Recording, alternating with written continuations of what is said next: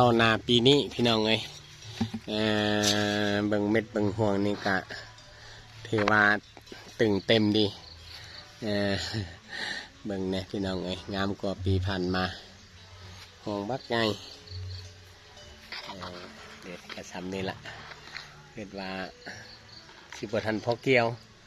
อาจจะเป็นอาทิตย์ต่อไปพุ่นละอาทิตย์หน้าบ่หรือจังใดถ้ามันสุกเสมอกันก่อนมันจะเป็น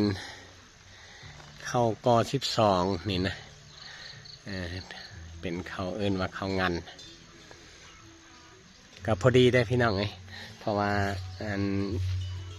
ใน2-3 มื้อหลังนี่ก็ฝนก็ยังตกอยู่ผู้ที่มีข้าวดอบ่ข้าวกลางในการอยากถือฝนทำแต่ว่าปีนี้พะวงกะเอาเข้าตัวนี้มาใส่ลองเบิ่งแล้วก็เห็นว่าวิดฝนพอดีละวิดฝนแล้วก็เฮาก็สิเกี่ยวนี่ยังเขียวอยู่เบิ่งเม็ดเบิ่งห่วงนี่ถือว่าคักอยู่ได้พี่น้องเอ้ยห่วงวักไงห่วงวักไง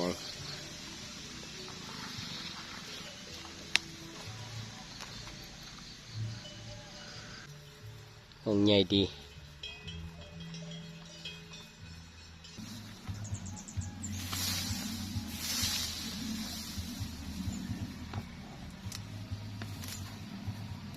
กระปูนี่บ่ปลาเลย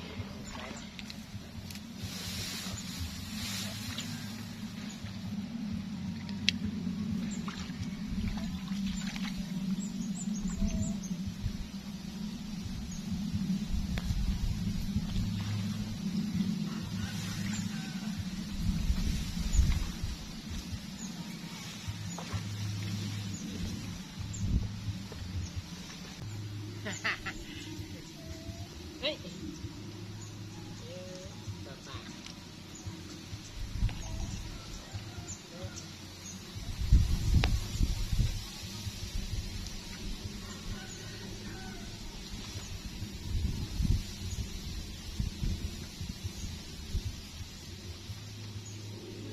มือเปล่า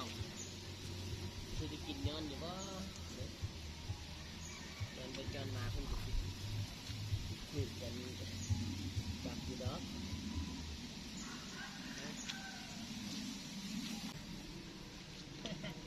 ได้ละเฮ้ยนี่อยู่ให้จนได้นี่ได้แล้วปันใน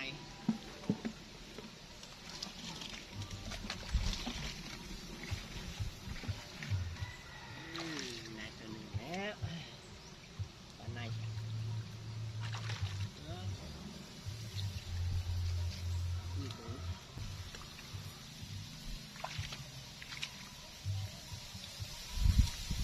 เด้อพี่น้องเด้อมางมปลาค่อนน้ำกันเด้องมผู้เดียวนี่จับบ่ได้นี่มีอยู่น้ำน้อยๆมันกันยังจับบ่ได้ได้เลี้ยงปลาค่อนนี่คงง่ายปันใดได้งมมือเป้านี่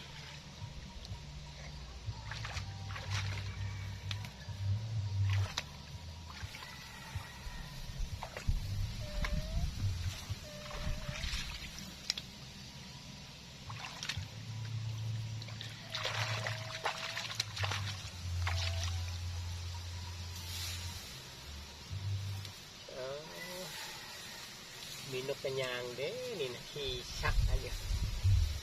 ขี่ยายอยู่แถวนี้มาจบกินปลานะกินพอตัวปลาจึงบ่ยังนกกระยางมาเลาะนี่นะยางนี่มันจับเก่งก็ได้เพื่อนได้ตัวน้อยตัวใหญ่จับมันได้